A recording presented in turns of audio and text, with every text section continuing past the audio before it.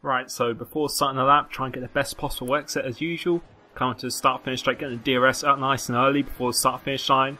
And for this corner, you want to be looking for the second brake marker board on the right hand side there. Go into second gear to get a really good turn. Try and stay as far right as possible before the left.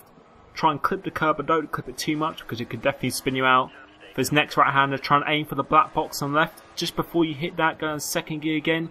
We've done that corner very, very nicely. Managed to get a DRS nice and early again.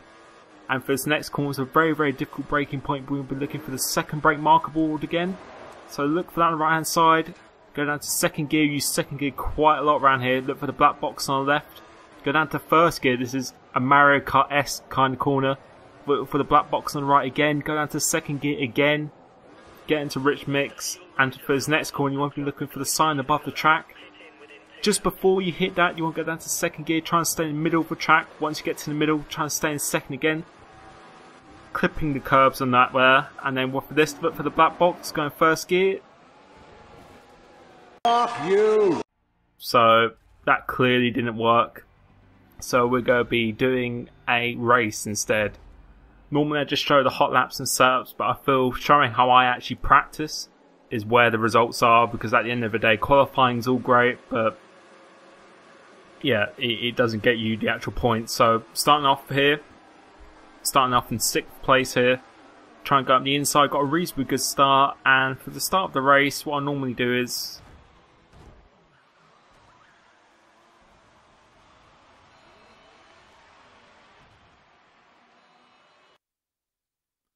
right, so now we are going to start again, and hopefully we get a good start this time. As we do, we get an absolutely mega start.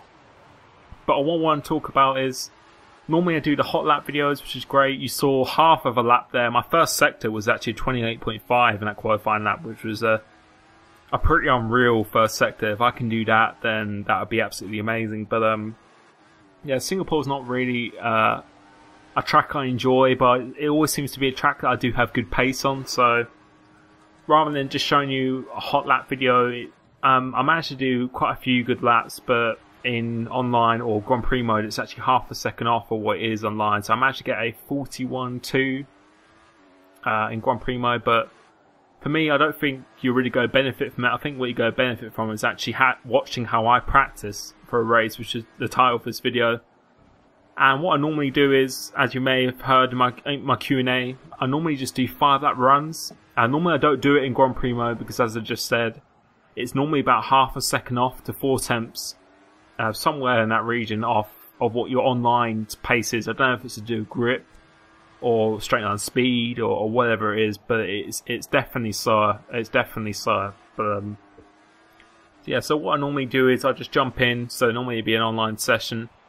And I would do qualifying, but I'll probably just do 1 lap of qualifying, maybe a couple of laps, and then I'll just jump straight into the race. We would just retire, and then we would just go straight into the race, and we would just do normally the first 4 to 5 laps, or if the tyre life isn't great, you would actually do the first stint pretty much most times. And I feel that's where my consistency has really improved, is just through doing this. I see so many people who are just constantly just do qualifying, and they do no race practice, and when it comes to the race they struggle because they haven't done any race practice, and that's where you get the results. That's where your championship is built on, and I don't really understand why people don't do that, and that's what I've just been doing all season. I feel that's why my race pace has been the best it's ever been.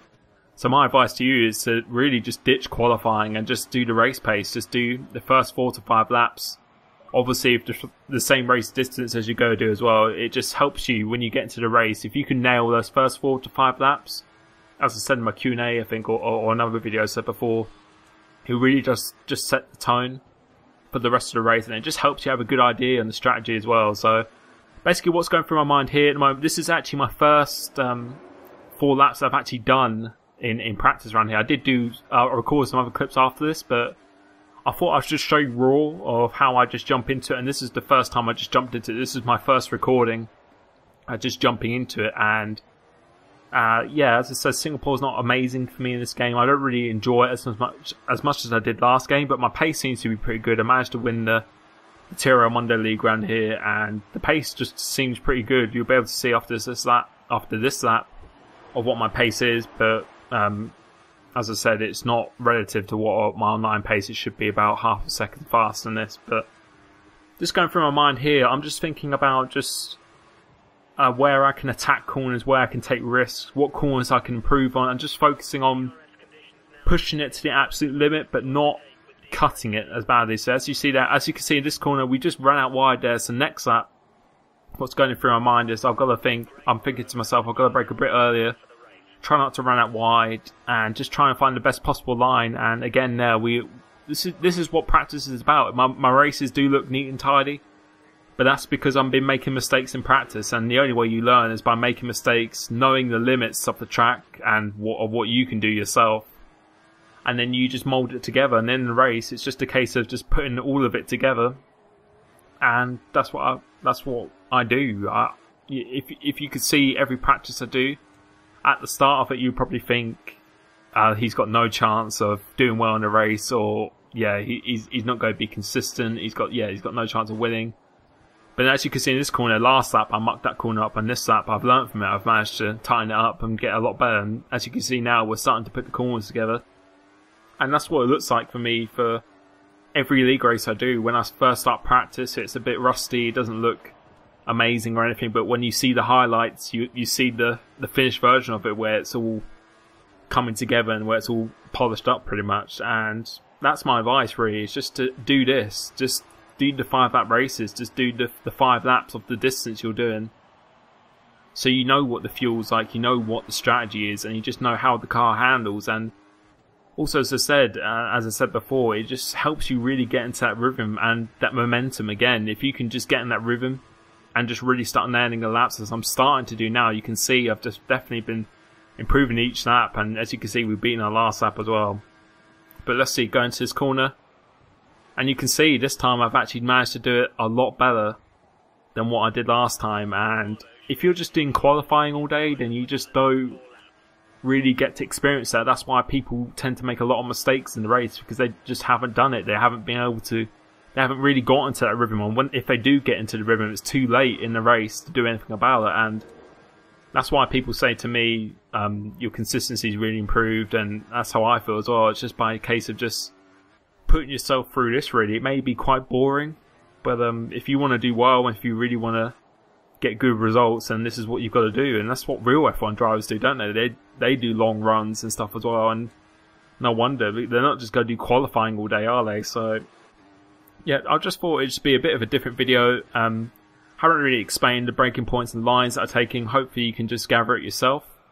But my advice for this track is to basically go in slow and fast out for this track. Try and not get completely on the curbs. If you go get on the curb, try and put 2 wheels on the inside of the curb, because if you just touch the curb, it will definitely just spit you out. It won't be good for your car at all.